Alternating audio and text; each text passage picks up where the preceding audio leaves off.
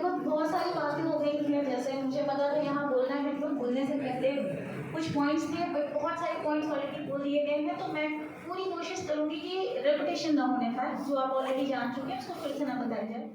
और आप सभी लोगों का बहुत बहुत स्वागत है। आज शस्त्र शास्त्र एवं शास्त्रार्थ इस विषय पर मैं परशुराम के माध्यम से शक्ति ज्ञान और संवाद का एक पुनर्विचार आपके सामने रखना चाहूँगी।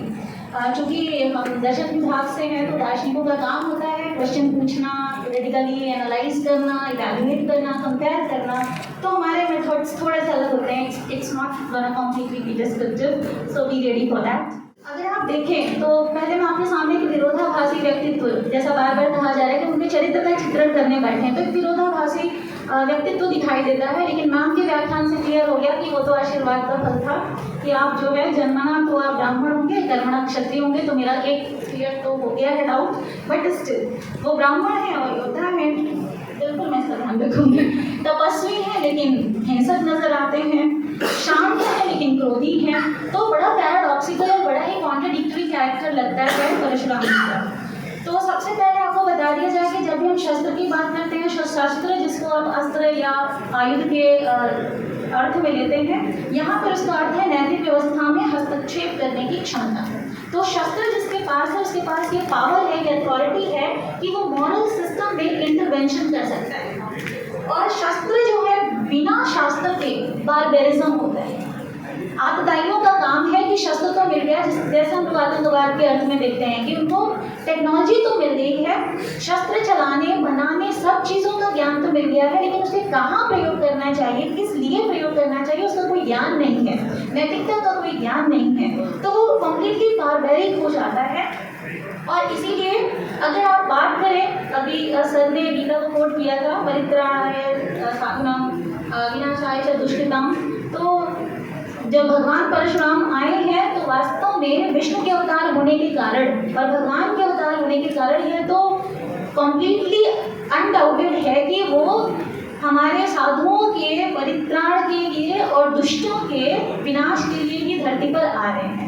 वो एक व्यक्ति है या एक विचार है जो रामायण काल में भी चल रहे हैं, महाभारत काल में भी चल रहे हैं, जिसका एक आंसर है कि वो चिरंजीवी है, तो वो हमेशा चलते रह सकते हैं। तो आप इस पर सोचिएगा। शास्त्र का सर ने बहुत ही बढ़िया यहाँ पर अभी डेफिनेशन किया, और हमें पता भी है शिष्य थे यानी कि शास्त्रम, शास्त्र क्या है, जो शस्त्र धातु से सभी में सेम धातु आता है, तो उसका काम क्या है, आपको फोर्स करना या आपके ऊपर बल का प्रयोग करना या डिसिप्लिन करना या शासन करवाना, बहुत सारे उसके अर्थ हैं।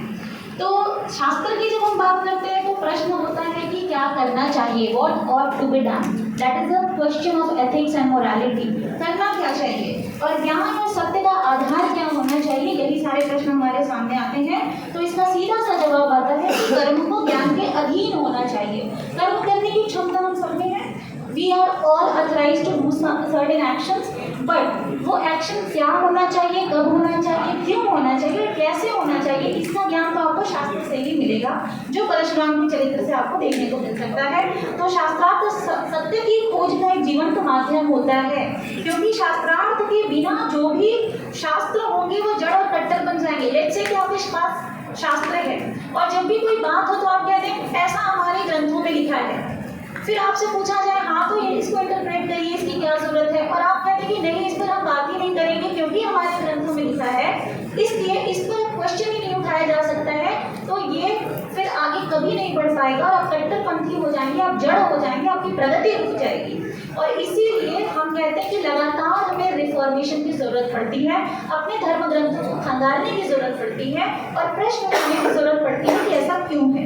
तो परशुराम शस्त्र शास्त्र शास्त्रार्थ के एक जीवंत उदाहरण है, क्योंकि उनके पास निर्णायक कर्म करने की क्षमता है, उनके पास ज्ञान आधारित मार्गदर्शन है और उनका पूरा का पूरा जीवन दर्शन भी इसी प्रश्न पर आधारित है। जैसा आप देख सकते हैं कि सर ने अभी जिक्र किया था, जब राम सीता स्वयंवर में वो आते हैं पूरा क्रोधित होकर और लक्ष्मण के साथ पूरा एकदम उनका डिबेट हो रहा है, फिर राम से क्रोधित है, पर समझाने पर समझते भी हैं, सत्य का ज्ञान कराने पर वादे वादे जायते तत्व बोध। तो शास्त्रार्थ का जो एकमात्र पर्पस है वो है सत्य तक पहुंचना, जिसे हम वाद कहते हैं। दर्शन में कथा में 3 तत्व होते हैं, वाद जल्प और वितंडा, और वाद का एकमात्र प्रयोजन है सत्य तक पहुंचना। तब जब दो पार्टीज बैठती हैं और सत्य के लिए शास्त्रार्थ करती हैं तब वाद होता है।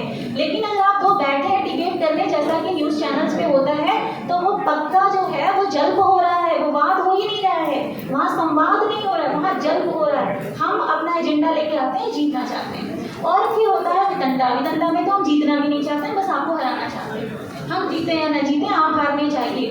तो ये जो शास्त्रार्थ में भी बहुत सारे तरीके हैं, बहुत सारे मेथड्स हैं जिसके हिसाब से चीज़ें चलती थी। तो अगर हम एक प्रश्न आपके लिए छोड़ें, जैसा कहा जा रहा है कि कहा जाता रहा है, हालांकि उसके बहुत सारे एविडेंसेस और रेफरेंसेस पर प्रश्न उठता रहा है कि 21 बार उन्होंने क्षत्रियों को इस धरती से हटा दिया।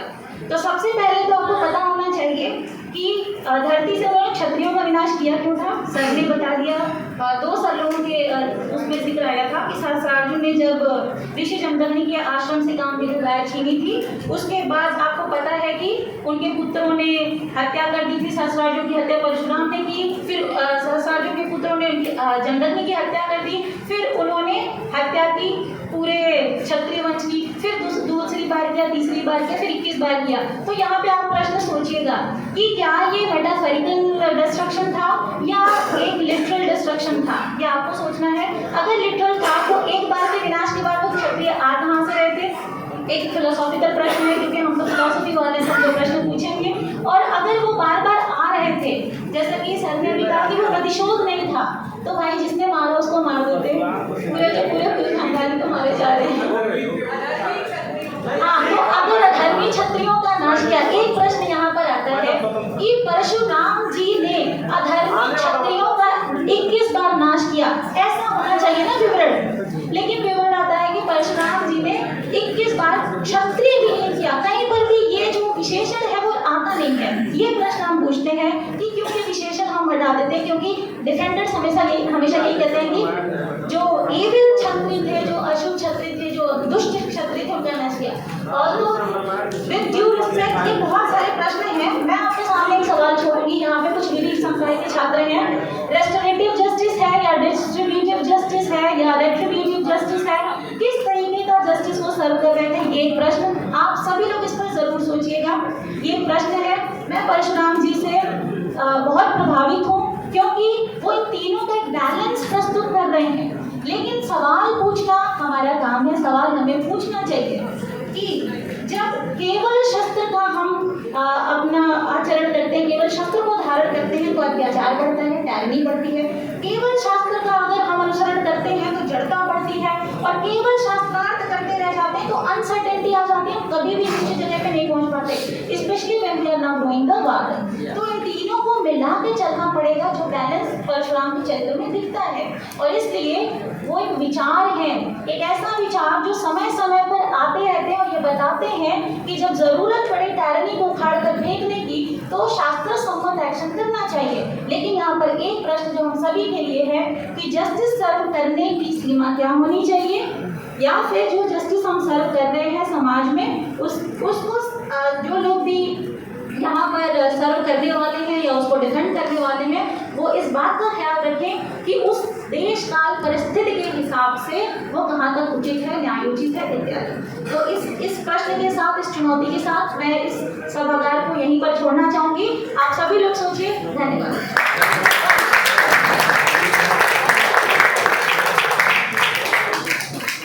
शस्त्र शास्त्र से अब जाकर हम लोग शास्त्रार्थ के पास आए।